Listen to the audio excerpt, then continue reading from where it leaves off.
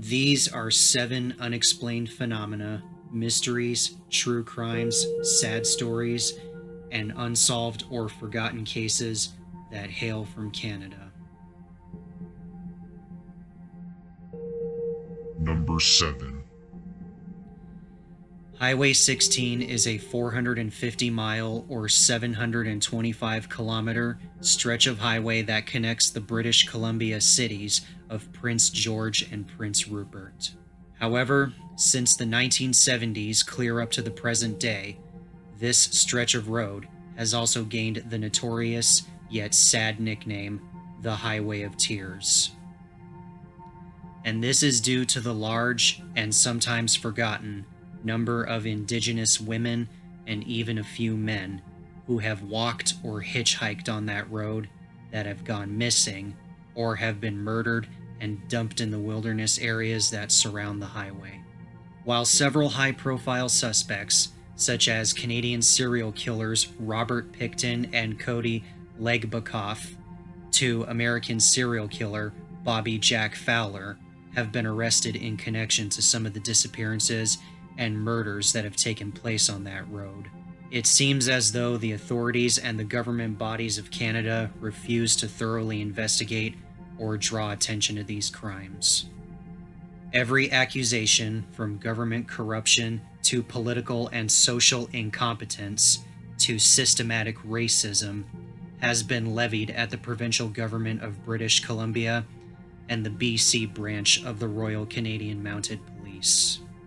The accusations of corruption were made even worse when, in October of 2015, Elizabeth Denham, who was the Commissioner for Information and Privacy, discovered and produced a 65-page report of government officials in BC who were deleting hundreds, if not thousands, of emails regarding investigation petitions and requests into the murders and disappearances that took place on Highway 16. Even the provincial-founded RCMP organization, E-Pana, has only managed to successfully solve one case from the Highway 16 phenomena since its founding in 2005. And that was the case of Monica Jack, a 12-year-old girl who was murdered by Gary Taylor Handlin in 1978. And even though more attention was brought to the murders and disappearances due to the 2015 documentary film Highway of Tears, it is unknown if any of these cases will ever be given the proper attention they deserve, or if justice will one day be properly served to the scumbags who committed these acts against innocent people. Number 6. In August of 1991, Diane Labinek witnessed what appeared to be a fire burning in the fields surrounding her farmland in the Canadian township of West Carleton in Ontario, Canada. As she watched the flames burning, she also saw a strange, disc-shaped craft with bright lights hovering down from the sky to land near the flames. According to Diane Labinek, the craft remained stationary for about 10 minutes before it took off and flew over the trees surrounding West Carleton, and all the flames in the field went out simultaneously as it did. Stranger still, a helicopter with no markings and darkly tinted windows flew over her property for a few minutes near where the strange disc-shaped craft had touched down moments before, until it too rose up over the trees and flew away. What made the West Carleton sighting so intriguing was the arrival of a mysterious videotape 6 months later at a well-known UFO research office that was run by former NASA mission specialist Bob Eschler.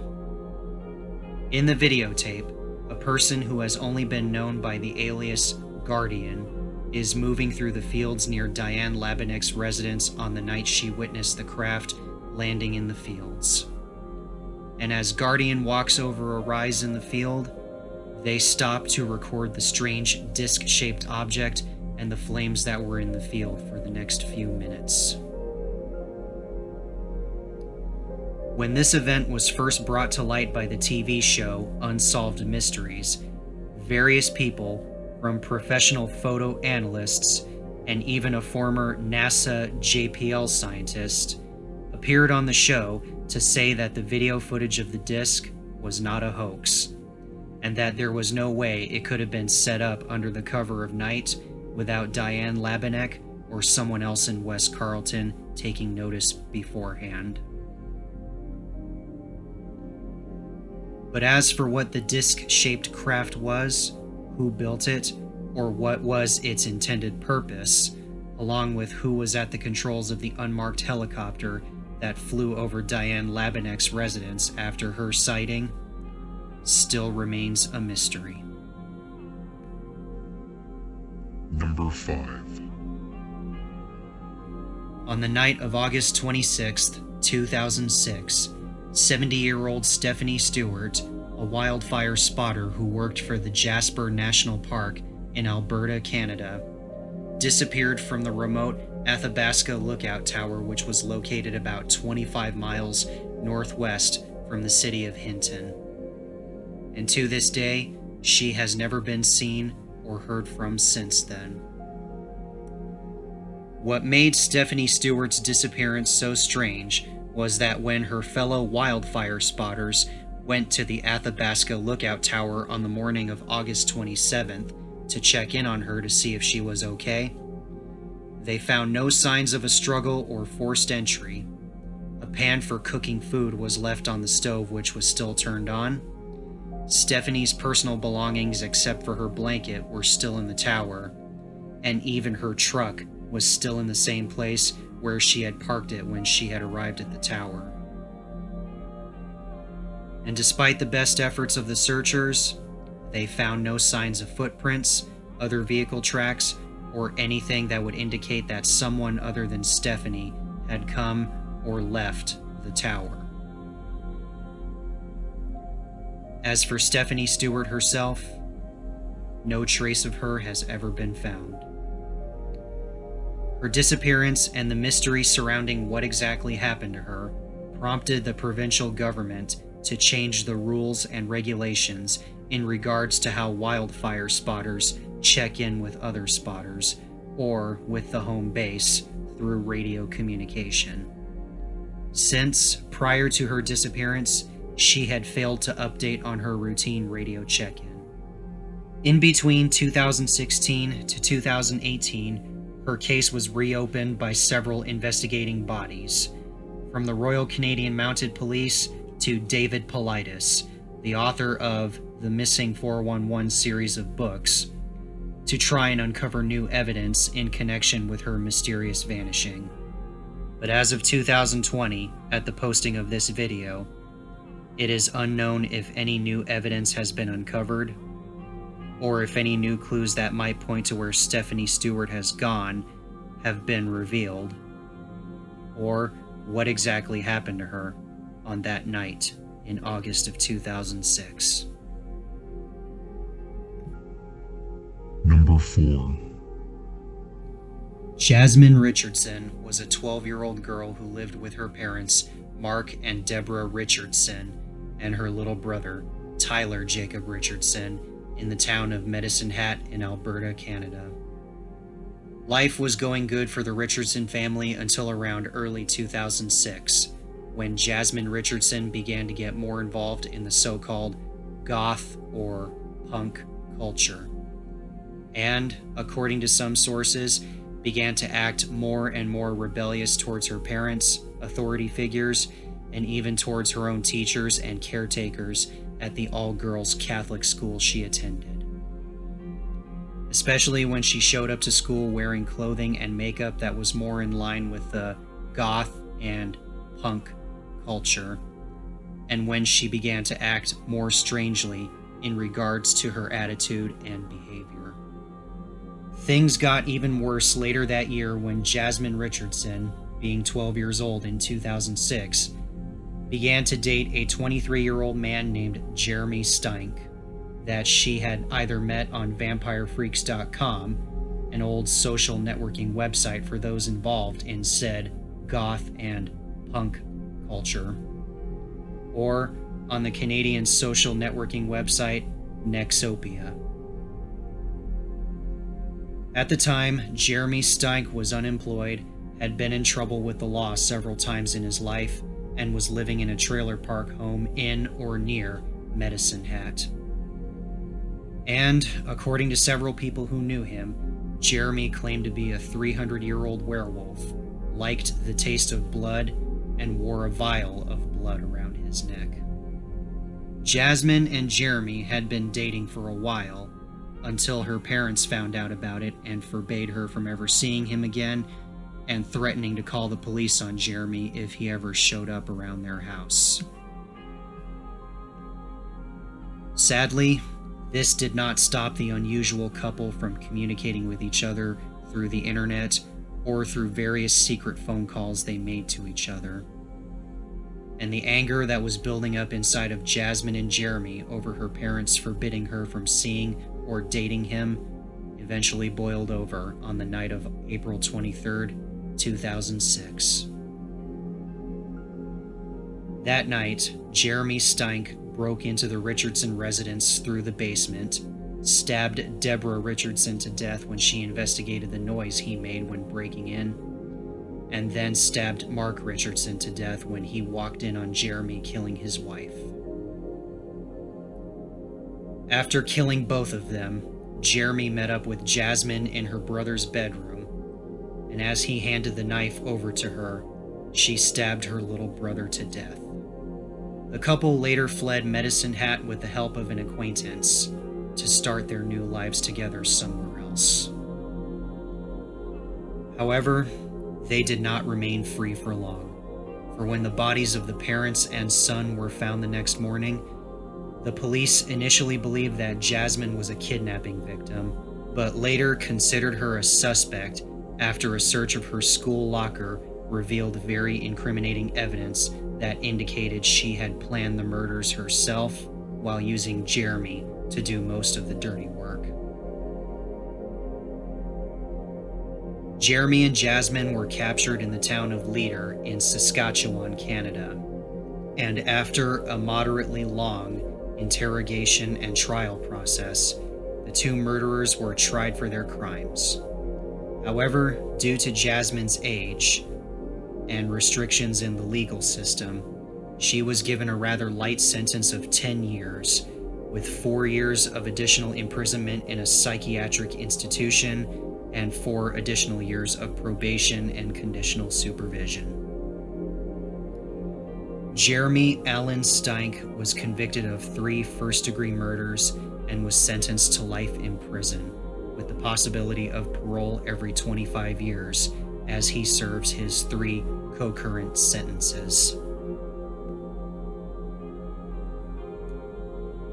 Later, in May of 2016, it was reported that Jasmine Richardson had completed her sentence, and after a few final hearings, she had been released from prison, psychiatric, and conditional supervision after showcasing good behavior and character improvement.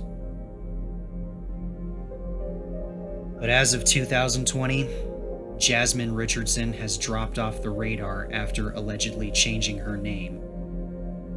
And no one knows what has become of this killer who started her killings when she was just a child. As for Jeremy Steinck, he still remains in prison. Number 3. Septic Tank Sam is the name of an unidentified man who was allegedly a migrant worker that was viciously tortured and brutally murdered, and whose body was dumped into a septic tank that was located about 13 kilometers from the town of Tofield in Alberta, Canada, on April 13th, 1977. The body of Septic Tank Sam was discovered by a local couple who was out scavenging the rural areas that surround Tofield for a septic tank pump. And after alerting the authorities, it was estimated that it took the 2 responding officers an hour to clear out the 1.8 meter deep septic tank just to get to Sam's body. which they could only achieve with empty ice cream pails. When the medical examiners and authorities looked over what little evidence was recovered from Septic Tank Sam, since the septic tank itself lacked any evidence, they eventually came to the first conclusion that Sam had been murdered elsewhere and that the septic tank was just a dump site that his killer or killers used to get rid of his corpse. As for Sam, it was also first determined that he was likely of European Canadian descent in between the ages of 26 and 32, and that his murderers were confirmed to have viciously tortured him both physically and sexually before murdering him.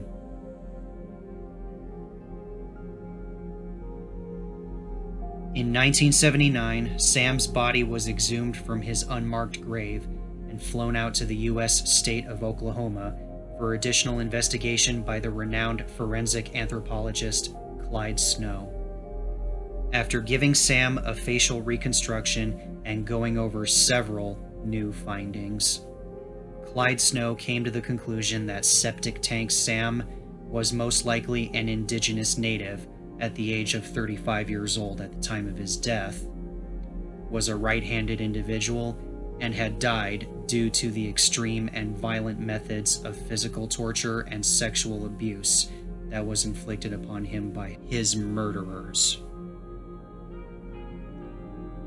Later, in 2000, Septic Tank Sam was exhumed from his unmarked grave a second time and was given a new facial reconstruction by Cyril Chan, a worker for the Edmonton Medical Examiner's Office. However, no new clues or evidence was found or uncovered at that time. As of 2020, the true identity of Septic Tank Sam, the motive for his murder, and the identity of his killer or killers remains unsolved. And even though one of the former RCMP officers, Ed Lammertz, who helped recover Sam's body, has spent many years sending x-rays of Sam's teeth to dental offices and dentists throughout Alberta, Canada, and spending 1 million Canadian dollars of his own money on trying to solve this case, it still remains an unsolved mystery. Number 2. The Hinton Train Collision was a train crash that took place on February 8, 1986, in Yellowhead County in Alberta, Canada, where a Canadian rail freight train collided into a Via Rail Canada passenger train, resulting in the deaths of 23 people and 71 injuries.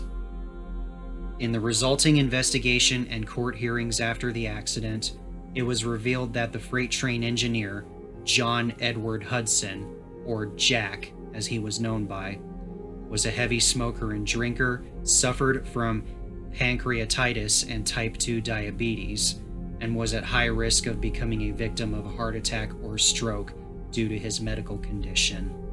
While the brakeman, Mark Edwards, was in a constant state of jet lag and grogginess due to not getting enough sleep in between his work shifts. And the same thing was also said about Wayne Smith, the conductor who was riding in the back of the freight train in the caboose.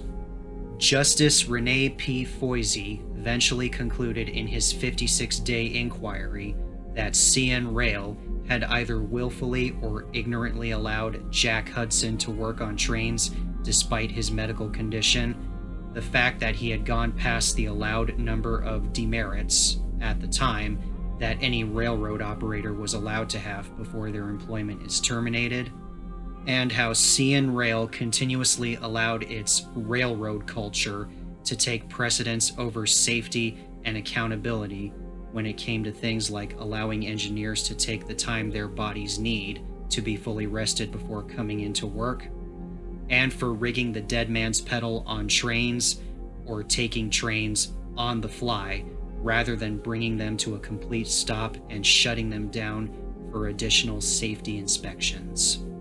On a final note, it was eventually concluded that Jack Hudson had either suffered a major heart attack or a stroke when the freight train drove onto a second rail line so that the passenger train could safely pass by, leaving him unable to operate the train, while the brakeman, Mark Edwards, was concluded to have fallen asleep at his position due to his jet-lagged and groggy state.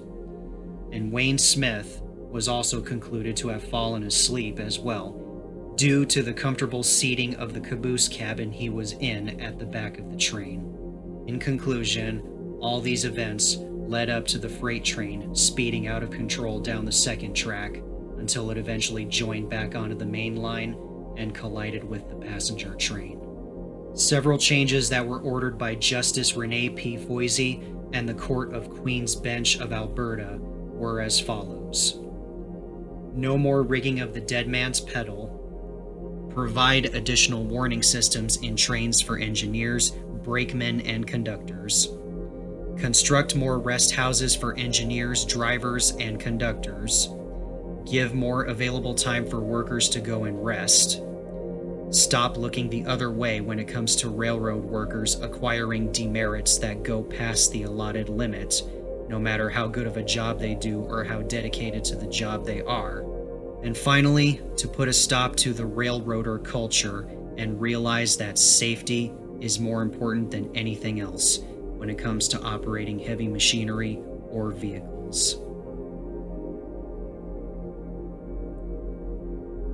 However, in spite of all this, it still remains tragic that it took 23 deaths for these changes to be made.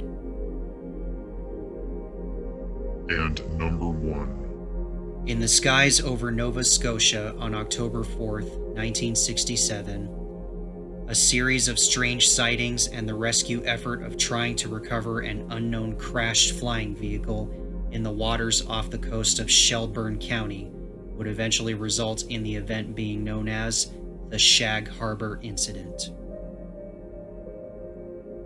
On the day in question, the crew of Air Canada Flight 305, a routine flight heading towards Toronto, reported a rectangular object with bright lights following the passenger plane several miles away on a parallel course, along with several smaller lights trailing behind the object.